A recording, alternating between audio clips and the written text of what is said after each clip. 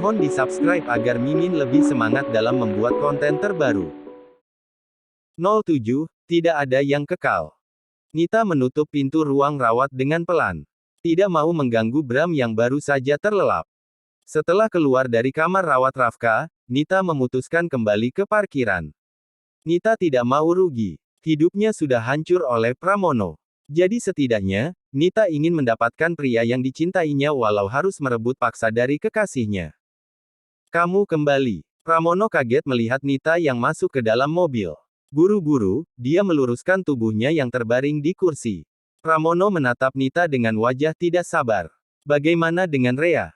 Aku belum bertemu Rea, jawab Nita acuh. Dia melipat tangan, bersiap melakukan penawaran. Amarah Pramono mencuat mendengar jawaban Nita. Dia mengeratkan gigi. Lalu, kenapa kamu kembali jika belum bertemu Rea? Apa kamu tidak mengerti apa yang tadi aku perintahkan? Bukan begitu, jawab Nita.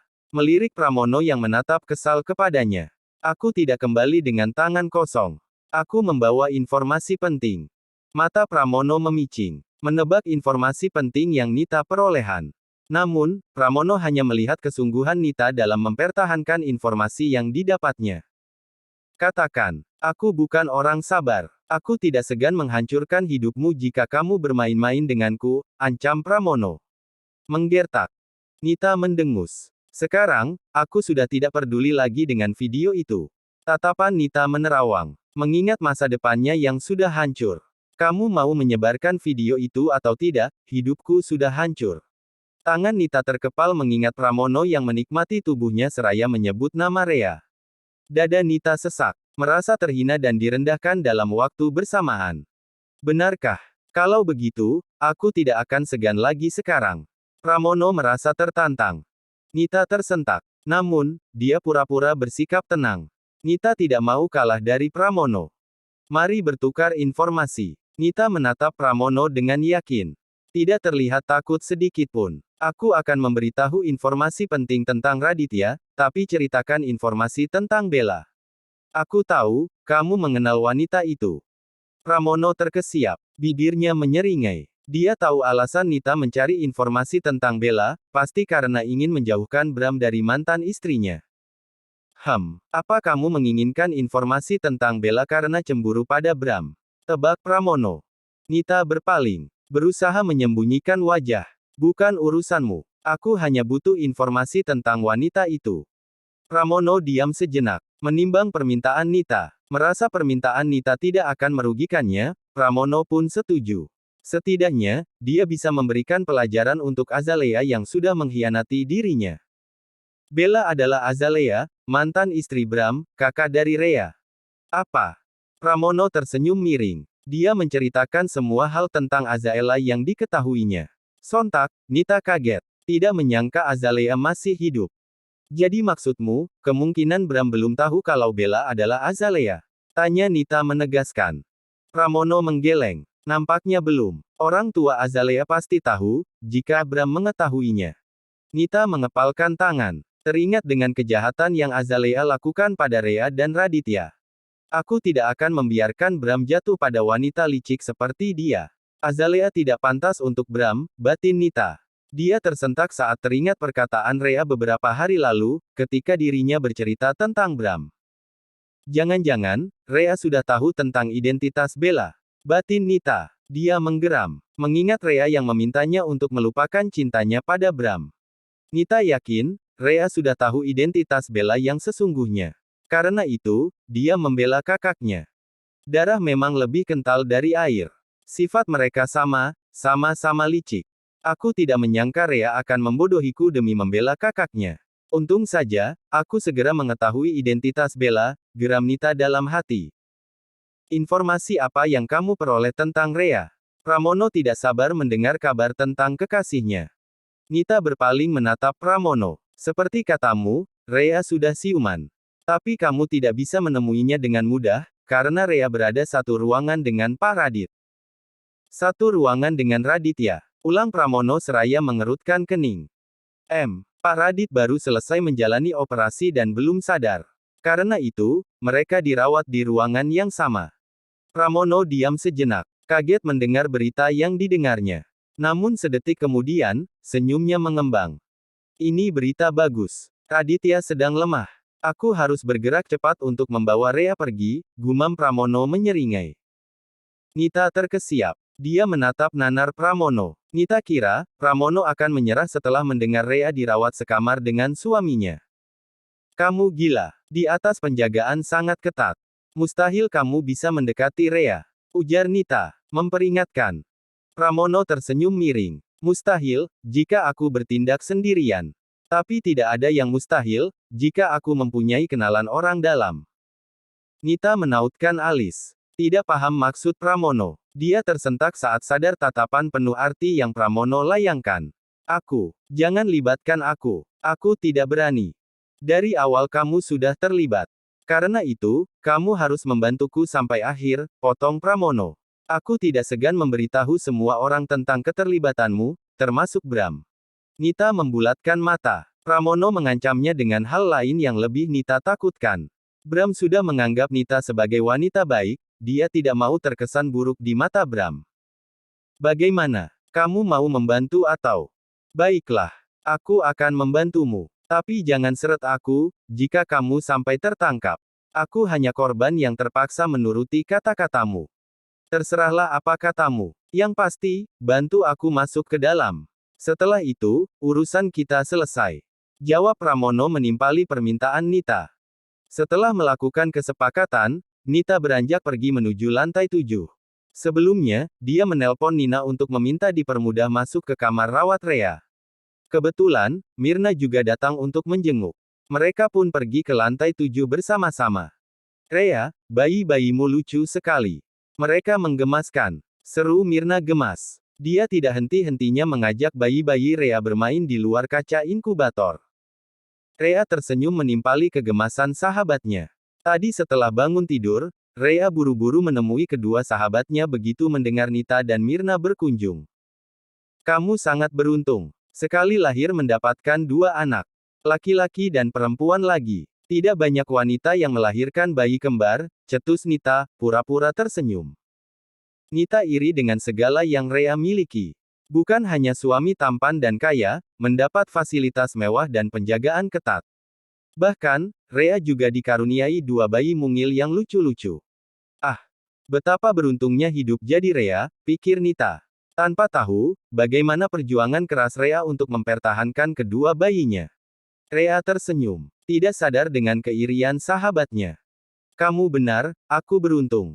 Mereka sudah berjuang keras untuk selamat. Aku bersyukur dikaruniai anak kuat dan tangguh seperti mereka. Air mata Rea menetes mengingat detik-detik sebelum kelahiran bayinya yang penuh perjuangan. Rea bangga menjadi ibu mereka. Nita mendengus pelan. Rea memamerkan kedua anaknya. Nita baru sadar, selama ini sudah berteman dengan wanita picik.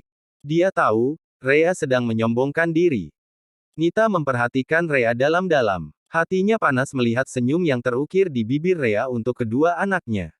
Nita tidak tahu rencana Pramono untuk Rea. Tapi dia harap, Pramono akan menyadarkan Rea dari sikap sombongnya. Kamu harus ingat, tidak ada yang kekal di dunia ini. Termasuk Pak Radit dan kedua bayimu, batin Nita. Hatinya gelap diliputi kedengkian. Kamu akan segera kehilangan mereka. 08, Firasat Buruk.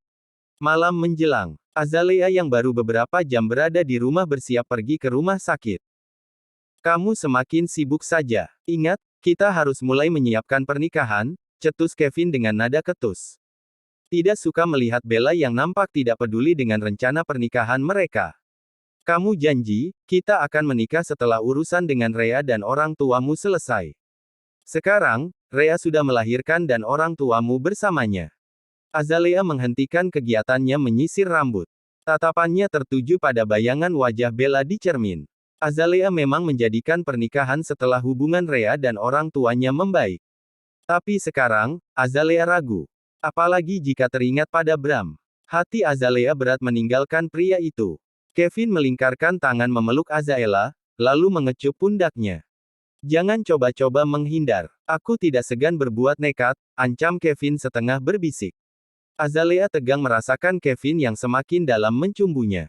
Dia takut, Kevin melihat tanda merah yang Bram tinggalkan. Kevin, aku mohon jangan begini. Azalea menjauhkan wajah Kevin dari tubuhnya. Dia tersenyum tipis pada pria itu. Tolong tunggu sebentar lagi, Rhea dan bayinya masih dirawat. Aku ingin memastikan hingga mereka baik-baik saja. Ekspresi Kevin menggelap. Tidak suka Azalea mengesampingkan urusannya. Jangan banyak alasan. Aku tahu, kamu hanya mengulur-ngulur waktu saja. Kevin mencengkram lengan Azalea dengan kuat. Malam ini, kamu tidak boleh pergi kemanapun. Aku menginginkanmu. Kevin mencumbu Azalea. Dia melumat bibirnya dengan kasar.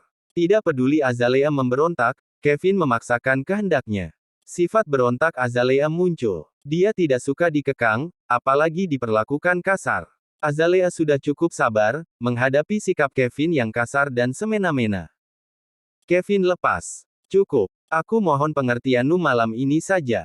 Azalea mendorong Kevin. Matanya menatap nanar pria itu. Rhea membutuhkan aku. Malam ini aku harus pergi. Tidak ada yang membutuhkan kamu di sana. Sadarlah.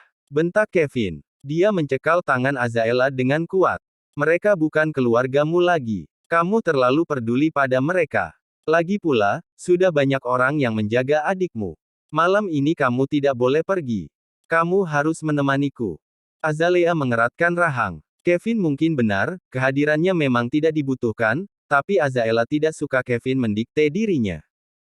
Kevin, jangan bersikap kekanak-kanakan. Bentak Azalea dengan nada sengit. Dia menghempaskan tangan Kevin dengan kasar. Wajahku memang bukan lagi Azalea.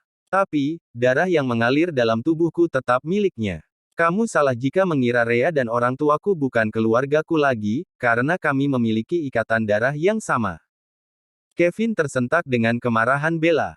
Dia tidak pernah melihat Bella semarah itu padanya. Bella tunangannya tidak pernah melawan, dia selalu bersikap lembut bahkan saat sedang marah sekalipun. Kamu, Kevin menunjuk wajah Bella. Kata-katanya menghilang melihat keberanian dalam sorot mata Azalea yang berbeda dengan Bella. Sudah aku bilang bersikaplah layaknya Bella. Kamu harus melupakan masa lalunya termasuk keluargamu. Kevin sadar, wanita di hadapannya hanya memakai wajah kekasihnya. Azalea tidak akan pernah menjadi Bella yang sebenarnya. Tapi, Kevin tetap ingin kekasihnya hidup kembali. Bagaimanapun caranya. Kamu terlalu berlebihan Kevin. Semua butuh waktu dan proses. Aku sudah menjanjikan kehidupanku untukmu dan Bella, tapi aku butuh waktu untuk itu, desis Azalea.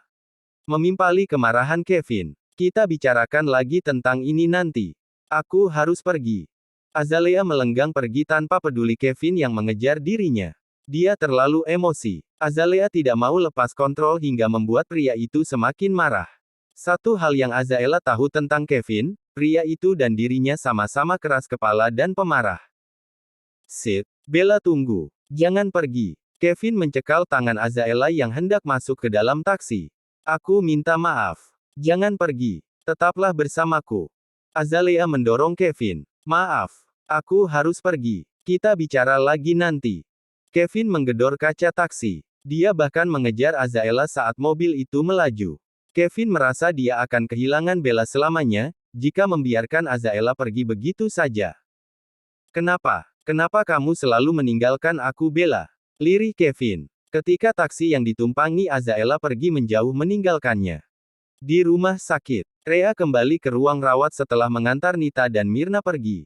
Dia meminum obat, lalu berniat istirahat. Tapi, perasaannya tidak tenang. Dia terbayang wajah kedua bayinya. Rhea, Mama pergi ke ruang dokter sebentar. Tadi dokter ingin bicara tentang kondisimu, ujar Nena. Teringat dengan permintaan dokter Mira yang memintanya pergi ke ruangannya. Iya mah. Sebentar lagi, Tante Mei dan Franz datang, sahut Rhea seraya mengangguk kecil. Teringat dengan Franz dan Meilani yang sedang mampir ke supermarket untuk membeli makanan. Karena banyak pekerjaan yang harus diselesaikan. Keluarga Atmaja dan Nandraswara sepakat untuk bergantian menjaga Rhea dan Raditya. Di siang hari, Nena dan Rendra berjaga, sedang di malam hari giliran Erlina, Franz, dan Meilani. Mama pergi dulu. Tidurlah. Telepon Mama atau tekan saja panggilan darurat kalau kamu butuh sesuatu, pamit Nena. Dia pun pergi dari ruang rawat putrinya. Rhea mengantar kepergian Nena dengan hati tidak tenang. Hati Rhea gelisah memikirkan bayinya. Aditya, kenapa aku terus teringat bayi kita? Gumam Rea. Dia melirik Raditya yang belum sadar. Karena baru melakukan operasi besar, dokter memberikan obat yang membuat Raditya istirahat beberapa hari. Sepertinya, aku harus pergi melihat mereka. Rea beranjak turun dari tempat tidur. Tangannya berpegang pada ranjang, kemudian duduk di atas kursi roda. Rea mendekati suaminya, membenarkan selimut yang Raditya pakai. Aku pergi sebentar. Rea mengusap wajah suaminya, lalu mengecup tangan Raditya. Aku akan segera kembali. Rea melajukan kursi rodanya keluar kamar. Seorang penjaga segera menghampirinya. Tolong antar ke ruang NICU, pinta Rea. Baik nyonya, sahut penjaga tanpa membantah. Tanpa Rea ketahui, jari tangan Raditya bergerak begitu pintu kamar rawat tertutup. Di sisi lain, Nita yang sudah keluar dari rumah sakit segera kembali. Dia tidak bisa menolak ajakan Mirna pulang bersama karena tidak punya alasan. Setelah Mirna turun dari taksi yang mereka tumpangi, Nita pun berputar balik menuju rumah sakit. Dia berencana menjalan rencana Pramono yang ingin menemui Rea. Kenapa lama sekali? Pramono menghampiri taksi yang Nita tumpangi. Kamu yakin, hanya ada 10 penjaga di lantai atas? Nita keluar dari taksi. Yakin, kamu bisa melalui tangga darurat untuk masuk. Tapi menyamar sebagai perawat lebih baik, karena ada 2 orang penjaga yang berjaga di dekat pintu tangga darurat. Tadi selama di rumah sakit, Nita sudah meninjau keadaan. Tanpa Rea dan Mirna sadar, Nita bahkan sempat berkeliling menghitung jumlah penjaga yang berjaga di lantai 7. Dia juga mencari pintu darurat yang bisa digunakan Pramono untuk masuk. Tenang saja, aku tahu apa yang harus aku lakukan. Sekarang, pergilah. Alihkan perhatian penjaga agar aku bisa masuk lobi dengan mudah. Bersambung.